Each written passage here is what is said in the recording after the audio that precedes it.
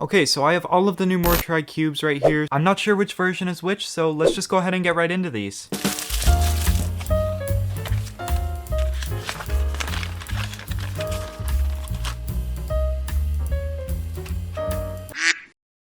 What am I even supposed to use these for? Woo! That's fast. Super maglev. Wow. Okay, now for the ones with the less cool boxes.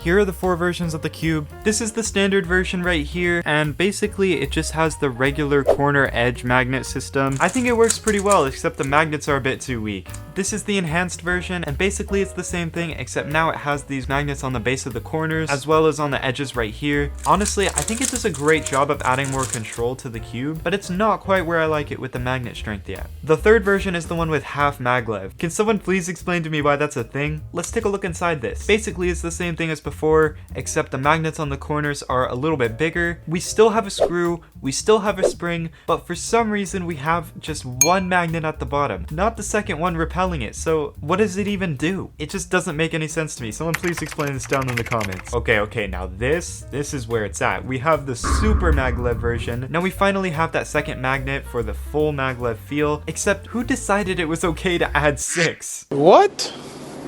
Bro, I'm out, man. Like, what is even the purpose of having 6 magnets on the screw? This one, for whatever reason, feels smoother. Why does it feel so smooth? I noticed it kind of aligns itself trying to do the turns. It's sort of similar to the GAN 12, which actually I don't have, but I think that's super cool. Also, I just noticed you can now tell all of them apart based on the new trademark logo that they added. Each one has a different color, which also matches the color of the compression system. And speaking of the compression system, the cube didn't come with a tool or anything like that to adjust it, but it's actually not too hard to adjust by hand. One of the first things I noticed about these cubes was that they were extremely fast. Can we still do a U5 or a U6?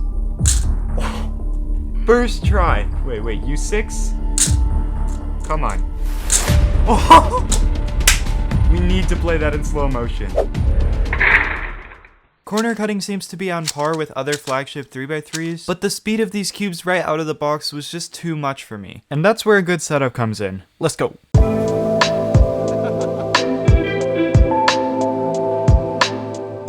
Okay, so first I disassembled the cube and cleaned all of the pieces. Let's put that back together.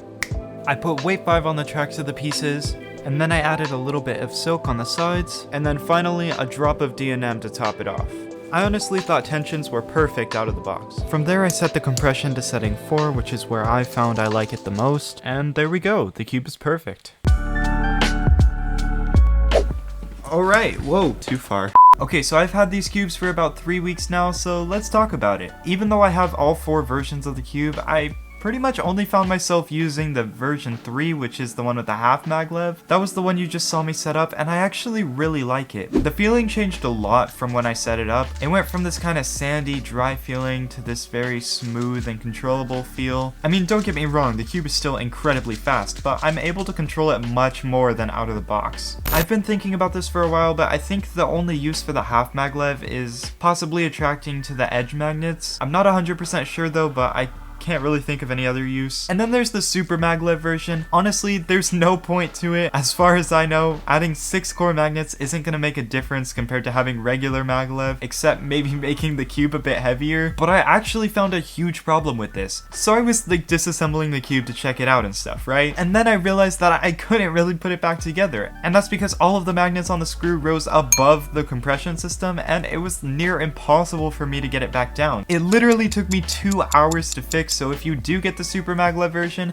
just don't take it apart. Thank me later. It would have been nice to see some adjustable magnets instead of a bunch of different versions. I mean, we have 2 versions that are very similar, except the magnets are just a little bit bigger. But what I think would have been more practical is just having an adjustable magnet system. That way people can customize it the way they like, rather than having to go buy another one if they don't like the magnet strength. So that's something I really want Mortri to consider. I think my 2 favorites are gonna have to be the standard and the half maglev version, and that's because the standard just comes at such a good value. It's a really solid solid cube even without the core magnets or anything like that, and I like the enhanced because of its weight. It's a bit heavier, it feels a bit more tactile, and that's a feeling I really enjoy in my 3x3s. Overall, I think the cubes were pretty good, and I'm really excited to see what Mortry does with them in the future. If you guys are interested in any of these cubes, I've left a link to where you can buy them at thecubicle.com, and when you do, you can use code JFCubing for an epic discount. Anyways guys, I want to thank you so much for 2,000 subscribers. That just means so much to me. I'll be doing a giveaway very soon, so make sure to stay tuned for that. Thank you so much for watching today's video, and until next time,